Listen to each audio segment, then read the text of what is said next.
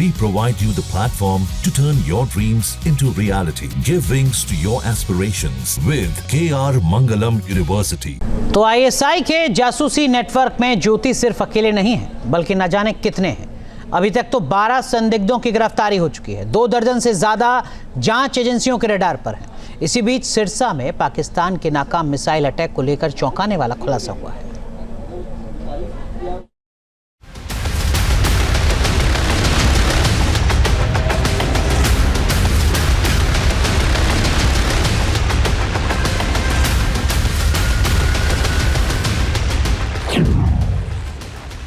हिसार की ज्योति मल्होत्रा, मलेर कोटला की गजाला, यामीन मोहम्मद, देविंदर सिंह ढिल्लो, नूह का अरमान, पानीपत का नुमान इलाही, नूह का तारीफ, रामपुर का शहजाद, गुरदासपुर का सुखप्रीत सिंह और गुरदासपुर का ही करणवीर सिंह। पाकिस्तानी खुफिया एजेंसी ISI के जासूसी नेटवर्क के ये 10 किरदार हैं, जिन्होंने चंद पैसों के लिए अपने देश की सुरक्षा दांव पर लगा दी। एक तरफ हमारी सेना ऑपरेशन सिंदूर के जरिए पाकिस्तान को सबक सिखा रही थी, तो दूसरी तरफ गैंग्स ऑफ गद्दार पाकिस्तानी खुफिया एजेंसियों को सैन्य ठिकानों और एयरबेस की खुफिया जानकारी पहुंचाने में जुटा था। ISI के इस जासूसी नेटवर्क में शामिल गैंग्स ऑफ गद्दार के मेंबर अलग अलग तरीकों से पाकिस्तान के लिए जासूसी करते थे। ISI ने अपने मिशन में ऐसे लोगों को शामिल किया था जो चंद पैसों के लिए कुछ भी कर सकते थे। उन्हीं में से एक था मोहम्मद तारिफ। मेरा नाम तारिफ है, सन ऑफ हनीफ, विलेज बांगर का, तहसील तावड़ू में हूँ। मैं 2018 में पाकिस्तान एम्बेसी गया था अपने वीजा के लिए। तो वहाँ मेरा नंबर आया था काउंटर नंबर 1 पे। वहाँ था आसिफ बलोच, पाकिस्तान का अफसर जो है, उसने मेरा इंटरव्यू लिया। इंटरव्यू लेने के बाद में उसने जो है ना मेरा पासपोर्ट दे दिया वापसी, और नंबर जो है फॉर्म पर लिखा नंबर ले लिया मेरा उसने कहा कि मैं तुझे फोन पर बताऊंगा और फिर आना, फिर वीजा दूंगा, इतने वीजा मिलेगा ना। फिर मैं घर आ गया। घर आने के बाद उसका 3-4 दिन बाद उसका कॉल आई मेरे पास। उसने कहा मुझसे कि ऐसे कर दो, वीजा चाहिए। मैंने कहा हाँ चाहिए। तो एक काम कर, तो मुझे 2 सिम ला कर दे और बदले में अपना वीजा ले जा। मैं चल ठीक है। तो मैंने फिर कहीं से नूह से सिम ली 2, और 2 सिम लेने के बाद में फिर मैं उधर पाकिस्तान एम्बेसी गया। ये वही तारीफ है जिसने पाकिस्तानी एम्बेसी में तैनात आसिफ बलोच और जाफर को न सिर्फ सिम कार्ड मुहैया कराया था, बल्कि उसके कहने पर सिरसा एयरबेस की वीडियो और तस्वीरें भी उन तक पहुंचाई थी। तारीफ की माने तो पिछले साल पाकिस्तानी दूतावास के अधिकारी जाफर के कहने पर उसने सिरसा एयरफोर्स की जानकारी उसके साथ शेयर किया था।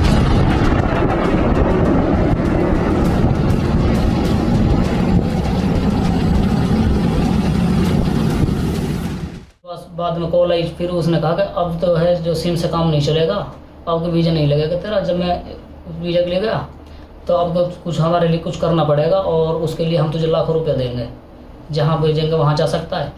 अब मैंने वहाँ तो उनके सामने हाँ भर ली। फिर ठीक है, जैसे कहा मैं वहाँ चला जाऊँगा। उसने कहा कि सिरसा जाना है और एयरफोर्स से जो उसके बारे में उसकी फ़ोटो वीडियो कुछ हमें देनी पड़ेगी। मैं कि ठीक है। क्या तारीफ के इनपुट के आधार पर ही पाकिस्तान ने सिरसा में मिसाइल दागने की कोशिश की थी?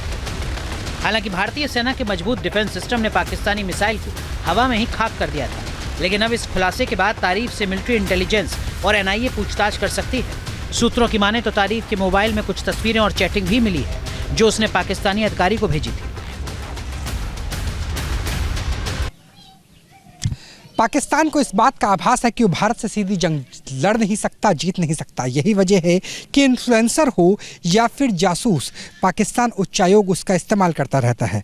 हम मेवात इलाके में बने हुए हैं। नूह के मुख्यालय से लगभग 15 किलोमीटर दूर वो गांव है जिसके अंदर तारिक का घर है। तारिक को फिलहाल पुलिस ने 7 दिनों की रिमांड में रखा है और कथित आरोप ये है कि पाकिस्तान उच्चायोग के 2 अधिकारियों के साथ, एक बलूच के साथ और एक जाफर के साथ उसके संबंध थे। उसने ना सिर्फ कुछ सिम प्रोवाइड करे बल्कि खुफिया सूचनाएं भी।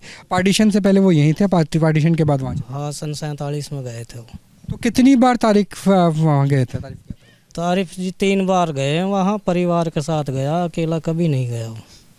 तो कभी ऐसा हुआ कि सिम वगैरह लिए हों जिस तरह के आरोप लगे हैं, या फिर पैसे का लेन देन जिस तरह के आरोप लगे हैं? सर इसके बारे में हमें कोई नॉलेज नहीं है सिम वगैरह के बारे में, लेकिन हमारी नज़रों में कभी ऐसा कुछ हुआ ही नहीं।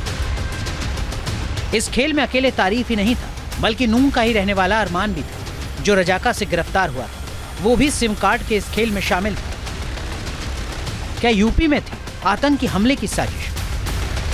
यूपी के रामपुर से गिरफ्तार पाकिस्तानी जासूस शहजाद ने भी एटीएस के सामने कई चौंकाने वाले खुलासे किए हैं। सूत्रों के मुताबिक शहजाद ने कबूल किया है कि यूपी के कई इलाकों में आतंकी हमले की तैयारी थी। इन आतंकी वारदातों को जल्द ही अंजाम दिया जाना था।